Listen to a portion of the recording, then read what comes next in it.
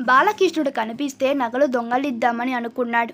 ఒక బ్రాహ్మణుడు ఒక సంపన్నుని గృహంలో భాగవత ప్రవచనం ఇస్తున్నారు.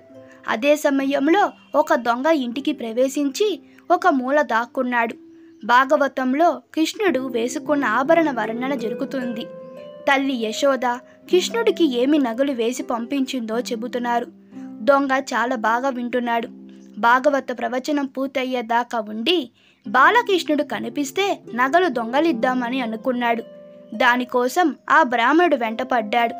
బ్రాహ్మణుడు భయపడి నా దగ్గర ఏమీ లేదు అని అన్నారు. దొంగ, మీ దగ్గర ఉన్న డబ్బుకి నేను ఆశపడడం లేదు.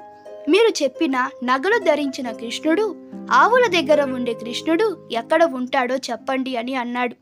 బ్రాహ్మణుడు ఆలోచించి బృందావనంలో యమునా నది తీరం దగ్గరకు రోజు 2 పిల్లలు వస్తారు. ఒక పిల్లవాడు నల్ల మబ్బు రంగులో ఉండి పిల్లన గ్రోవి వాయిస్తూ ఉంటాడు.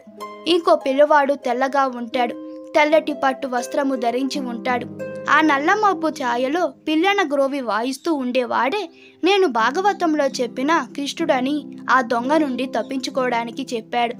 దొంగ బ్రాహ్మడి మాట నమ్మి బృందావనానికి వెళ్ళాడు. యమునా నది తీరం వద్దకు కూర్చొని ఆ 2 పిల్లల రాక కోసం ఎదురు చూశాడు. ఇంతలో పిల్లన గ్రోవి వినిపించింది. 2 పిల్లలు వస్తున్నారు. ఆ అందమైన దృశ్యం చూసి చెట్టు దిగి పిల్లల దగ్గరకు వెళ్ళాడు. బాలకృష్ణుని చూడగానే దొంగ మనసులో ఆనందం కలిగి అతని కళ్ళమట నీళ్లు కారుతూ ఏ తల్లి కన్న బిడ్డ ఇంత అందంగా ఉన్నాడు అని అనుకున్నాడు. ఈ విధంగా దొంగ ఆలోచనలో మంచి మార్పు వచ్చింది. తర్వాత చూస్తే దొంగ భుజం మీద నగలు నిండి ఉన్న ఒక మూట ఉంది. అది తీసుకొని ఆ దొంగ బ్రాహ్మణుడి దగ్గరకు వెళ్ళి జరిగిందంతా చెప్పాడు. ఆనంద బాష్పాలతో ఆ బ్రాహ్మణుడు కృష్ణుని చూసిన చోటు తనకు చూపించమని దొంగని అడిగాడు.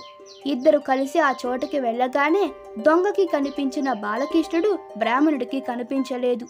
అప్పుడు బ్రాహ్మణుడు నిరాశతో కృష్ణుణ్ణి, నీవు ఒక దొంగని అనుగ్రహించావు, నాకు కూడా దర్శనం ఇవ్వవా అని బాధపడ్డాడు.